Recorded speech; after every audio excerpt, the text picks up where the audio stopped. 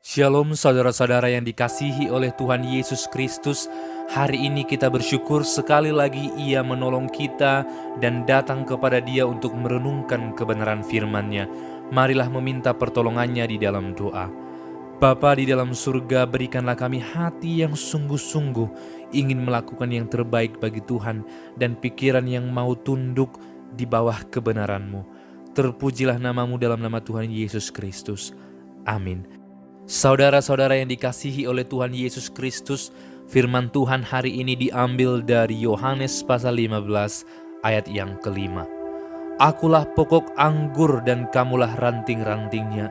Barang siapa tinggal di dalam aku dan aku di dalam dia, ia berbuah banyak, sebab di luar aku kamu tidak dapat berbuat apa-apa.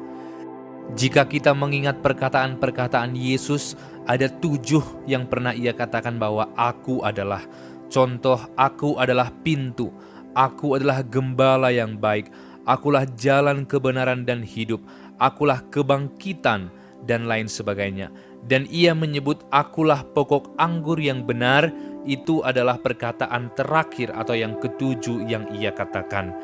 Kenapa Yesus menyatakan dirinya sebagai pokok anggur yang benar?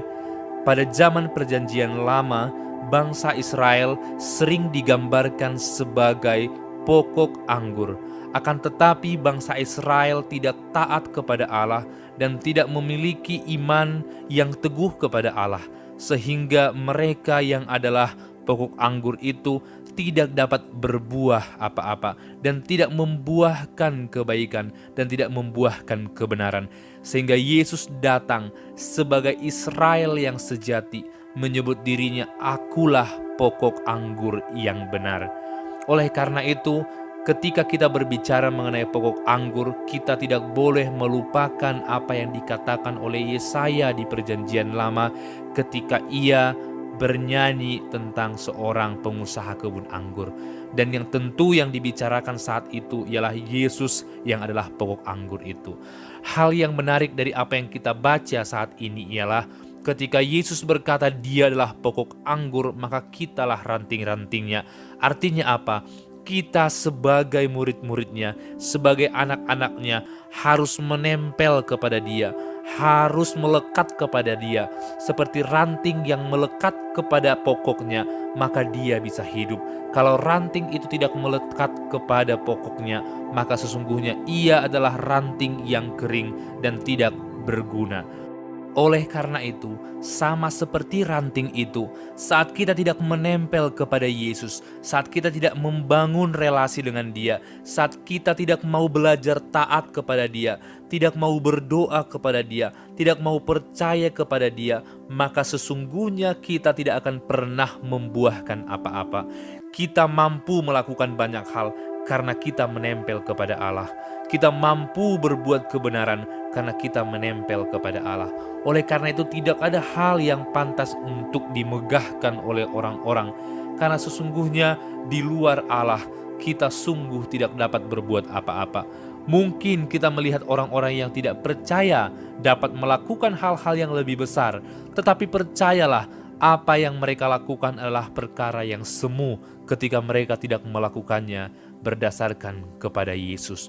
Oleh karena itu, kita semua sungguh tidak mempunyai apa-apa, karena kita hanyalah ranting-ranting. Kita hidup karena kita menempel kepada pokok itu. Kita hidup karena kita berelasi dengan Tuhan. Kita hidup karena kita terus tekun mendengar suaranya. Ini juga yang dikatakan Yeremia dalam Yeremia pasal yang ke-9, ayat yang ke-23. Beginilah firman Tuhan, janganlah orang bijaksana bermegah karena kebijaksanaannya. Janganlah orang kuat bermegah karena kekuatannya. Janganlah orang kaya bermegah karena kekayaannya. Saudara yang dikasihi oleh Tuhan, saat ini apa yang engkau banggakan? Saat ini apa yang menjadi kelebihanmu? Saat ini apa yang menjadi talentamu?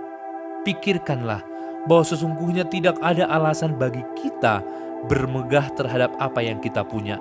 Sebab sesungguhnya semua kepintaran, semua kekuatan, semua jabatan, semua kekayaan, ketika kita tidak menempel kepada Tuhan, maka sesungguhnya itu adalah kesia-siaan.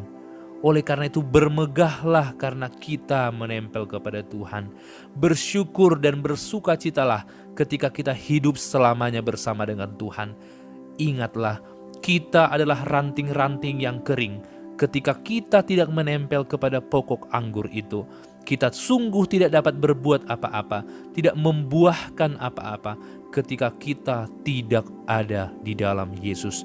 Oleh karena itu, setiap orang percaya dipanggil untuk hidup di dalam Tuhan, hidup bersama Tuhan, dan hidup menyerahkan hidupnya bagi Tuhan.